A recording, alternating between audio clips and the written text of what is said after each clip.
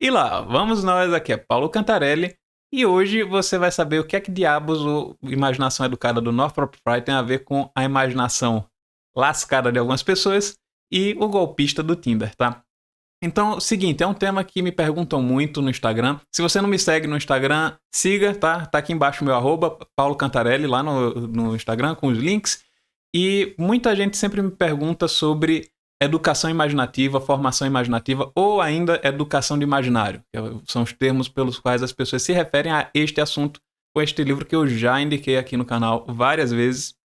E sempre é importante lembrar, aqui como diz o Northrop Frye no início, ele dá uma definição muito boa de imaginação. Ele diz assim, ela é o poder de construir modelos possíveis de experiência humana. Então daí a gente já começa a perceber, né? Eu recomendo a todo mundo essa leitura em vez de ficar seguindo pagininha disso e daquilo, tá?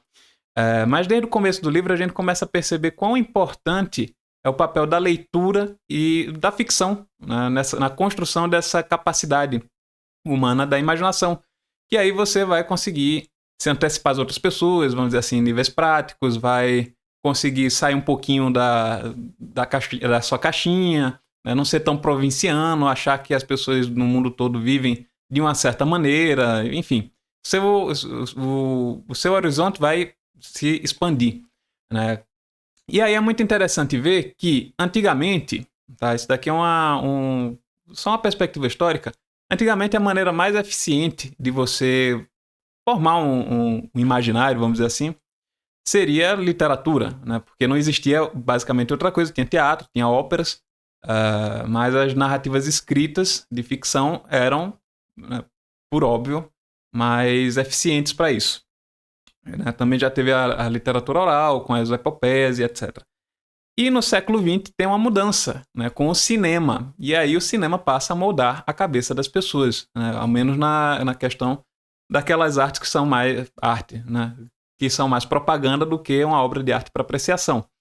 E aí as pessoas começam a entrar em contato com certas ideologias sem nem notar. Isso daí é o que a gente chama de propaganda ou então de arte engajada, proselitismo, chame do que quiser. Tá? Não tem necessariamente um espectro político, várias, vamos dizer assim, várias pessoas à esquerda ou à direita já fizeram isso ao longo da história da humanidade, deturpando o papel da arte. E aí, uma vez que a gente sabe aqui como é que funciona mais ou menos a imaginação, né, da pessoa, ela vai vendo aquelas imagens e vai formando aquela galeria, né, de modelos de experiências possíveis, como o Fry vai descrever nesse livro.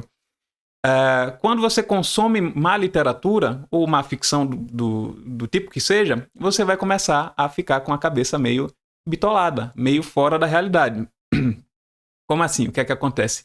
Você tem essas histórias absurdas que a gente vai dar uma olhada aqui, né? A história do golpista do Tinder, que é um documentário lá da Netflix, é basicamente de mulheres que liam ficção ruim, viam filmes ruins e aí começaram a, digamos assim, acreditar em coisas muito fantasiosas. Então, vamos fechar aqui esse documento, vamos para a janelinha aqui da... Cadê? Aqui, captura de tela. Vamos lá. Não tá indo... Falha nossa aqui. Foi. E aqui no Golpista do Tinder é muito interessante você ver o seguinte, né? Se você começar a assistir, tô aqui num site de avaliações, né? O pessoal deu uma nota 7.2, é um documentáriozinho relativamente razoável, né? Mas é interessante não pela forma do documentário, por ser um grande filme, só para você ver o registro histórico, né, de certo tipo de pessoas. Aí essas mulheres que estão aqui, elas foram vítimas, né, do golpista, só que o engraçado é o seguinte, né? São pessoas comuns que se depararam com um milionário, um bilionário da indústria do diamante, ele dizia. E aí, eu não sei porque que essas pessoas que não tem nada de especial, não tem nada de muito relevante, assim, você vê, até numa questão aqui de juízo estético, né, não são lá grandes coisas, não são top models, não são pessoas normais, né, que aí se encontram com um príncipe encantado, né? Esse romantismo, acredito, romantismo não dá nada de bom. Tá? Desde Madame Bovary a gente vê as pessoas que têm essa imaginação meio exaltada geralmente tem um fim um pouquinho trágico. No caso dessas pessoas aqui, as coitadas caíram em golpes financeiros, passaram lá cartões de crédito pro cara achando que ele ia pagar, e aí o sujeito inventava mil e uma coisas. dizendo que estava sendo perseguido, dizendo que queriam matar ele, etc. E aí a gente pensa, de onde é que essas pessoas começaram a pensar que isso é possível, que é sequer possível? É um melodrama, assim, terrível.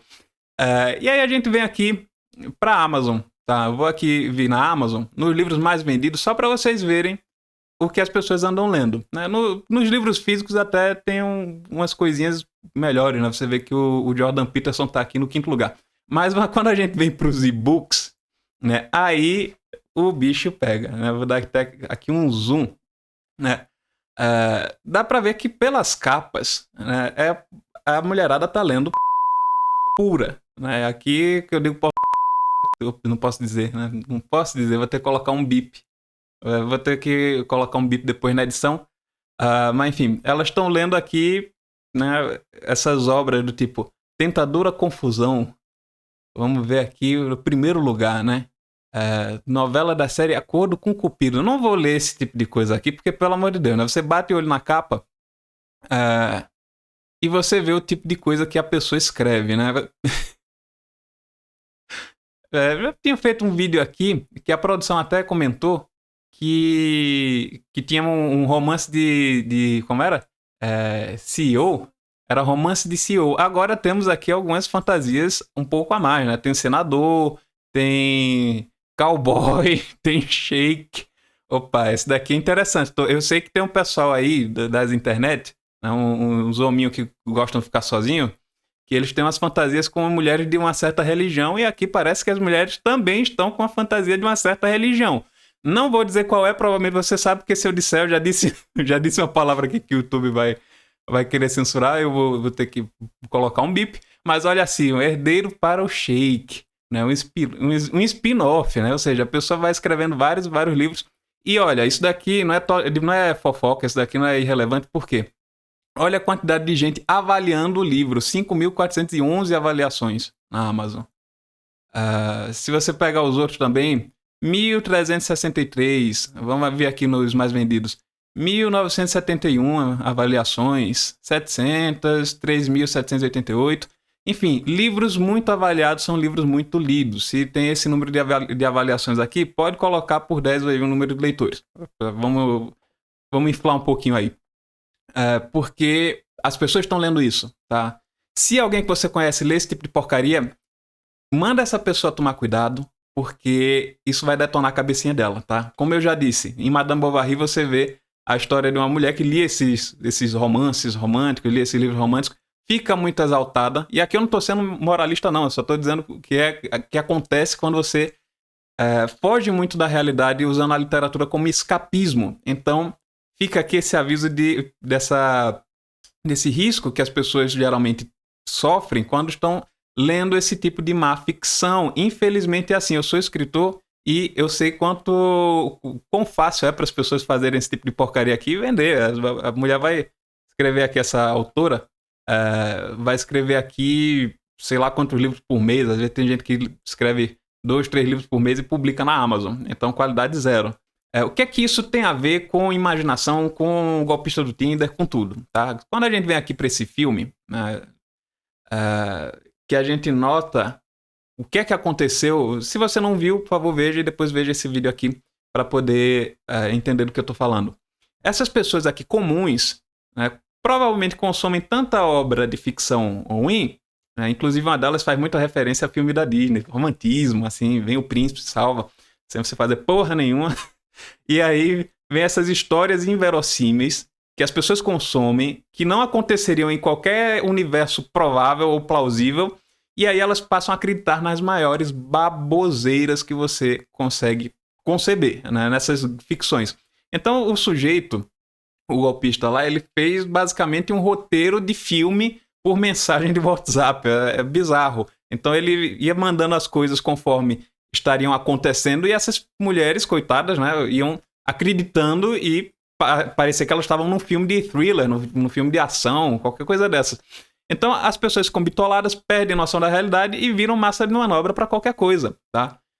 Não é à toa que essas coisas fazem sucesso, não é à toa que a indústria quer que as pessoas consumam esse tipo de lixo. Por quê? Porque lixo vende fácil. Eu não vou nem falar da manipulação política aqui. Só estou falando da questão de vamos dizer assim, destruir o mercado consumidor para poder liberar qualquer merda e vender. Tá? É isso que muitas editoras fazem por aí.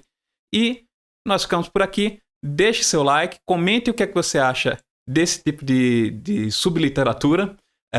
Compartilhe o vídeo com os seus amigos. Se você não me segue lá no Instagram, @paulocantarelli, siga, que eu sempre estou lá respondendo perguntas na caixinha, tá? Então, nos vemos no próximo vídeo.